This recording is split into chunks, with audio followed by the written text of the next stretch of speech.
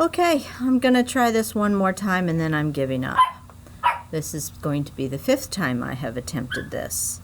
Hi FlossTube, it's Julie at Reflections Framing and Stitching, back for the Chart of the Day video number 8. Today is April the 1st, and it is a sunny day here. We're supposed to get up to 75, which is going to be really nice.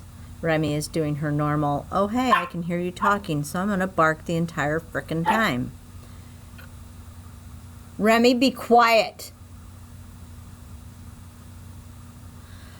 I have tried this 5 times. My computer keeps like stopping at about 4 minutes in, so I don't know if I'm going to get this done or not. So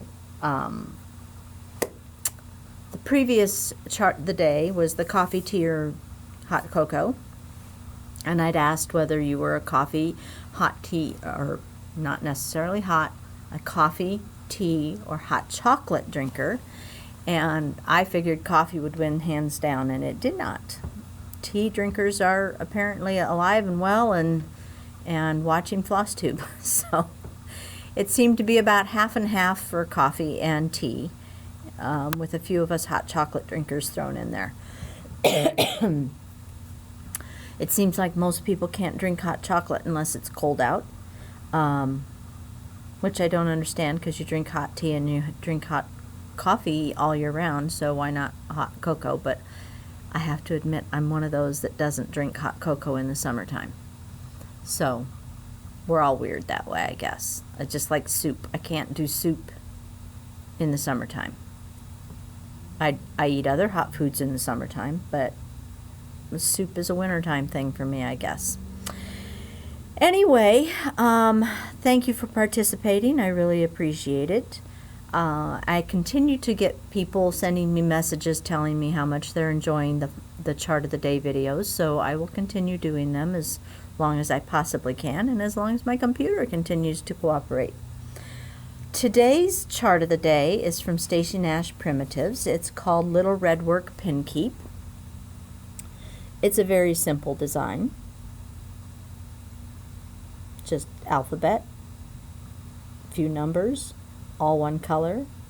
Supposed to be stitched on 36 count Beach Brew.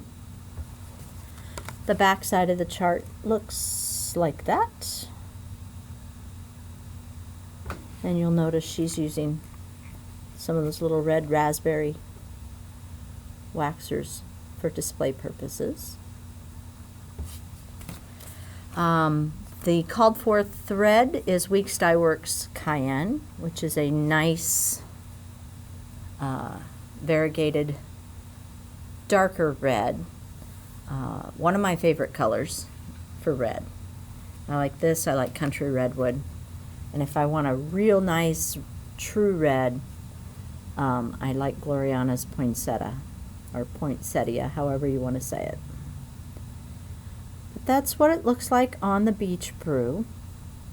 Now, Stacy Nash often calls for you to stitch your project and then paint over the stitched piece with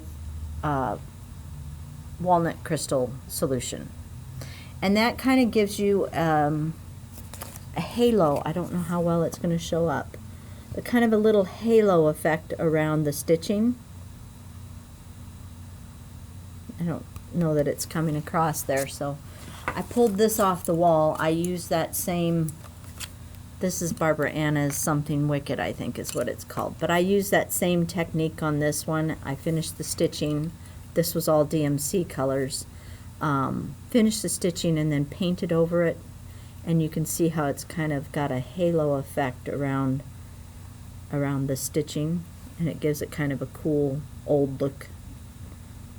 But I would highly recommend testing your floss if you're going to use an overdyed, because while it says color fast, it also usually says 2 industry standards, which means it could run. So I would test your floss and see if it runs at all. Not that that would be a bad thing if you're trying to make that look old. A little bit of running wouldn't be bad. However, If you decide that you can't possibly do that, it gives you too much stress, anxiety, which we don't want to do at this time. You could use Weeks Dye Works, not Weeks, I can't even speak this morning. Picture This Plus, Ren, is going to give you approximately kind of that same look.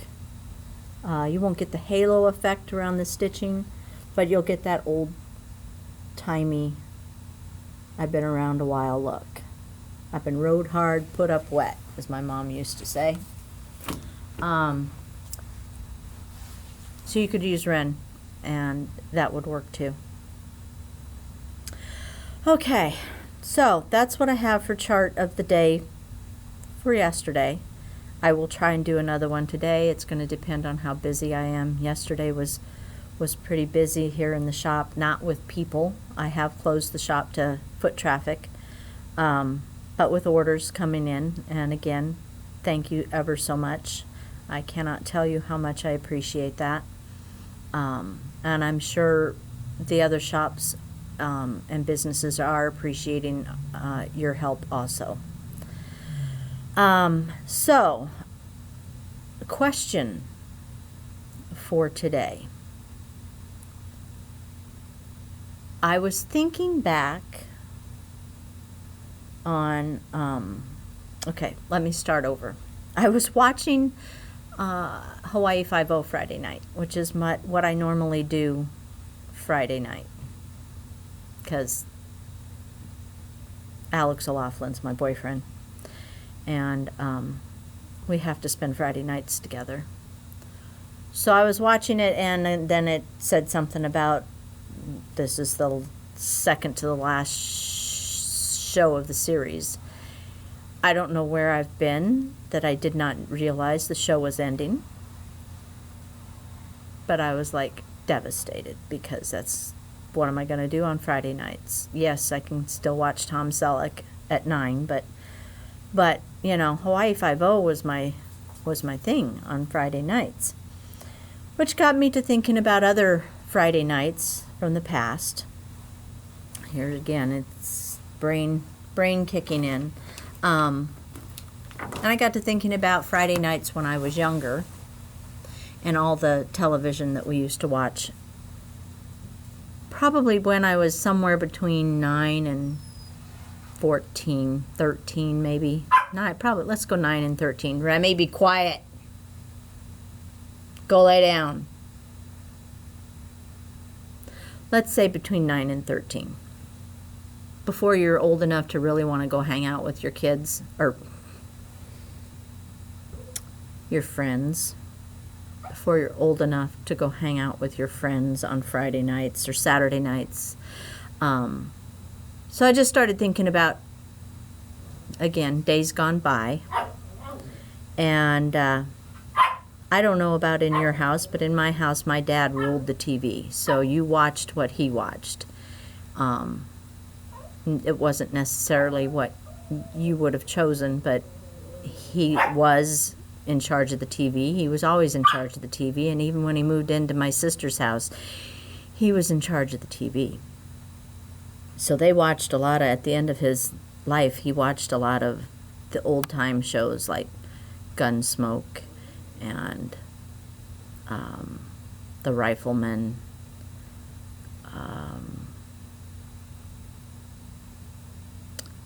Hogan's Heroes, that sort of thing.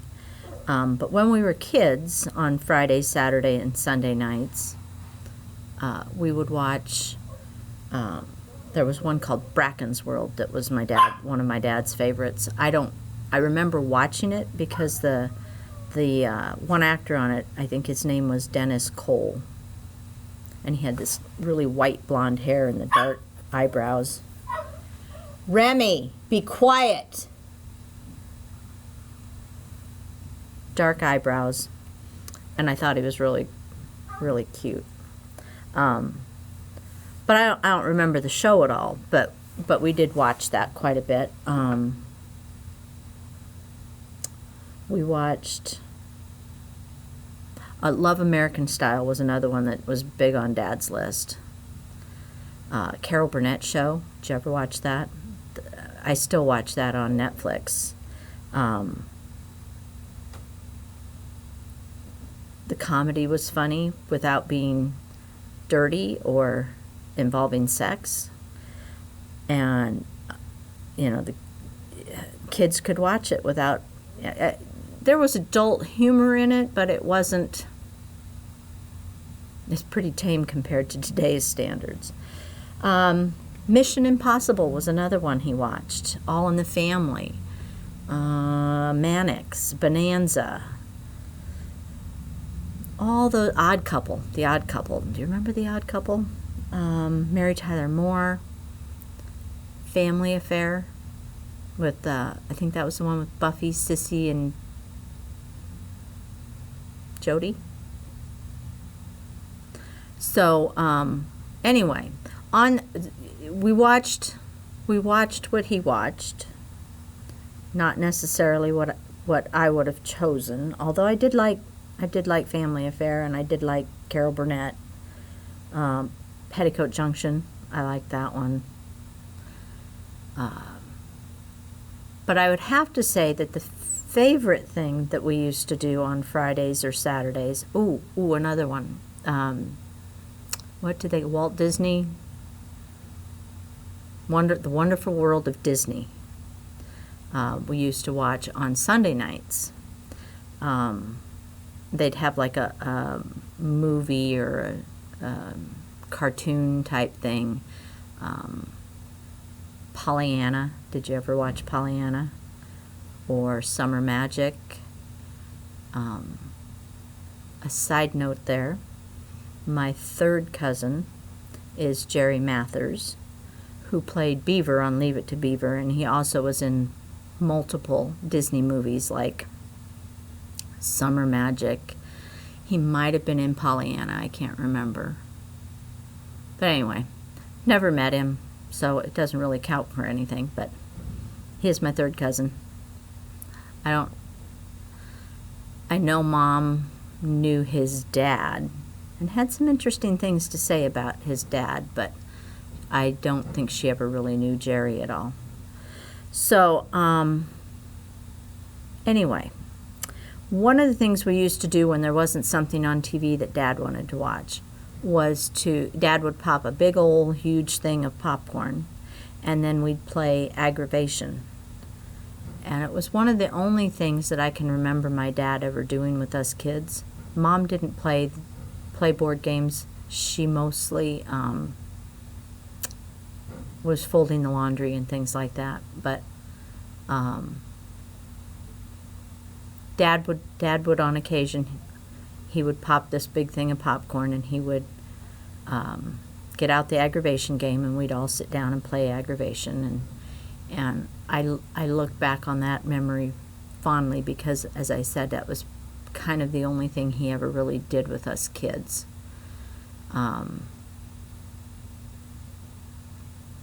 So my question is, what did you do when you were in that 9 to 13-year-old age on the weekends? Did you play board games, make jigsaw puzzles? Did you watch TV as a family? What shows did you watch at that time on the weekends? And just tell me a little bit about you at that age. And so far the camera is still recording, so I'm gonna say this is good. And I hope everyone out there is doing well and staying healthy and getting lots of stitching done. I started a new project last night, which I want to get a little farther on it, and then I'll show it to you. But I have Farm Girl Michelle to thank for this one. So thanks, hon. Appreciate the new start. Anyway, you guys take care. I will try and get another video in later, depending on how the day goes and whether the computer works and whether the dogs will be quiet long enough. I'll see you next time. Bye.